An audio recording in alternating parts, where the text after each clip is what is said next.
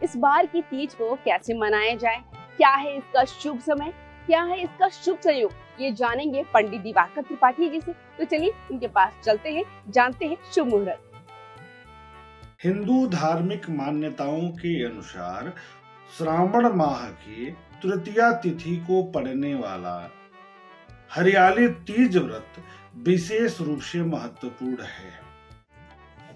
इस दिन विवाहित स्त्रियां एवं कुंवारी कन्याएं निर्जला व्रत रहती हैं।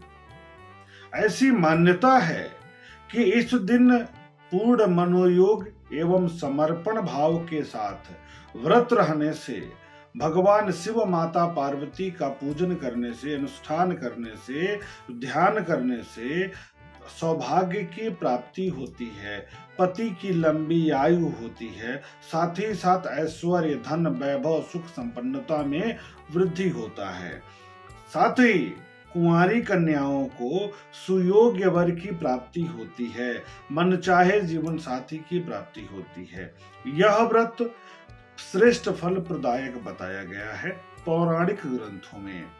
इसका महत्व इसलिए है कि भगवान भोलेनाथ की आराधना, पूजा, तपस्या उनको प्राप्त करने के लिए माता पार्वती ने किया था। भगवान शिव इसी तिथि को प्रसन्न होकर के वर के रूप में प्राप्ति का वरदान दिए थे माता पार्वती को। पूजा का बहुत कठिन नियम भी है, बहुत सरल नियम भी है। कठिन इस कारण से है क्योंकि इस दिन निर्जला व्रत रहा जाता है।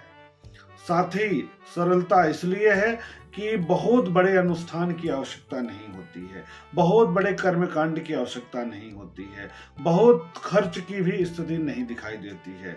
इस दिन सामान्य नियम यह है कि इस दिन स्नान आदि से निवृत्त होकर के घर में गंगा जल से छिड़काव करके, गंगा जल से पवित्र करके, पूजा स्थल पर बैठ करके आसन आदि को पवित्र करने के बाद अक्षत और पुष्प लेकर के भगवान की आराधना करनी है। सबसे पहले आप अपने इष्ट देव की आराधना करेंगे, भगवान गणेश की आराधना करेंगे। मंदिर के स्थल पर जितने भी देवी देवता हैं सबकी आराधना करेंगे, सबका पूजन कर लेंगे। सबका ध्यान करने के बाद भगवान शिव का ध्यान करना है, माता पार्वती का ध्यान करना है, व्रत का संकल्प लेना है। व्रत के संकल्प का अर्थ यह हुआ कि इस दिन अपने मन की बात को भगवान के समक्ष रखना है, प्रस्तुत करना है, अपने विनती को भगवान से कहना है, भगवान भोलेनाथ से कहना है, माता पार्वती से कहना है, अपने इष्ट देव से कहना है।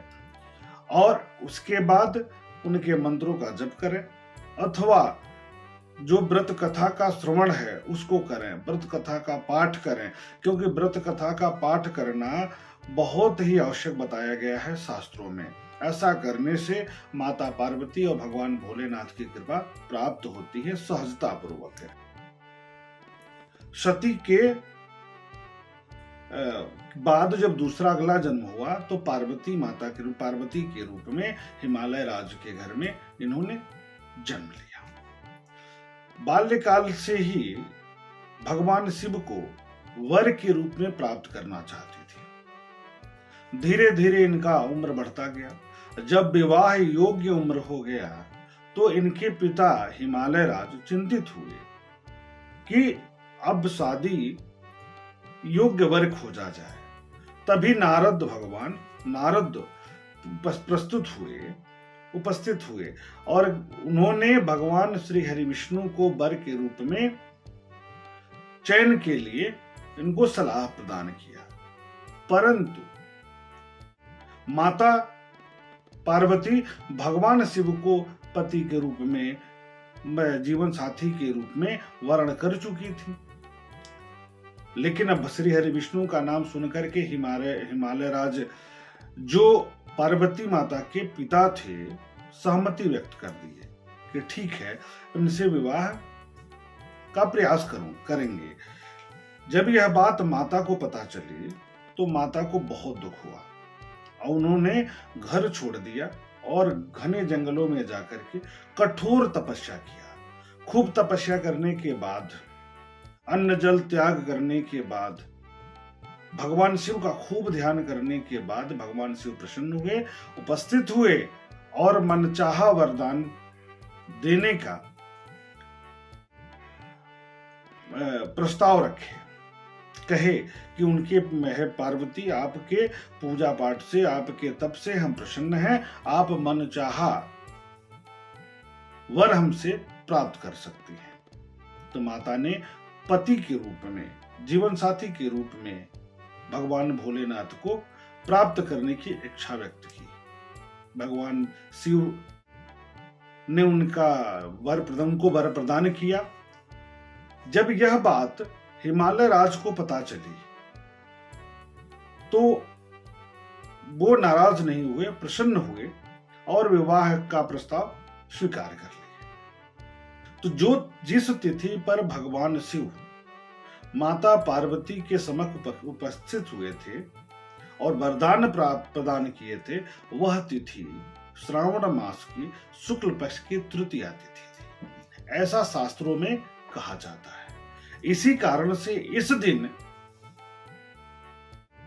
विवाहित स्त्रियां अपने पति के लंबी आयु, आयुष्य, ऐश्वर्य, सुख संपन्नता के लिए व्रत करती हैं तथा कुंवारी कन्याएं मनचाहा जीवन साथी के प्राप्ति के लिए व्रत करती हैं, तपस्या करती हैं, कथा का श्रवण करती हैं। यह विधान है। इस दिन सबसे महत्वपूर्ण बात एक और है कि खूब श्रृंगार करना चाहिए, सज धज के रहना चाहिए, प्रसन्नचित्त रहना चाहिए, आपस में बैठ करके एकत्रित होकर के कथा का श्रवण करना चाहिए। इस दिन मन में नकारात्मक विचार को नहीं आने देना चाहिए।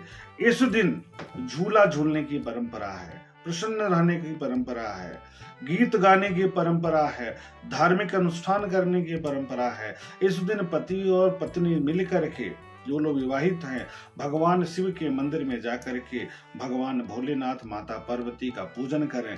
दूध चढ़ावें शिवलिंग पर, बेलपत्र चढ़ावें, भांग चढ़ावें, धतूर चढ़ावें, समीपत्र चढ़ावें, साथ ही साथ दूध चढ़ाएं, मंत्रों का जप करें, अबीर, गुलाल, चंदन, धूप, दीप, नैवेद्य से श्रृंगार करें, पूजन करें। इससे भगवान शिव का शुभ आशीर्वाद प्राप्त होगा तथा जीवन में एक सकारात्मकता का भाव होगा, ऐश्वर्य की वृद्धि होगी, सुख शांति की प्राप्ति होगी घर में।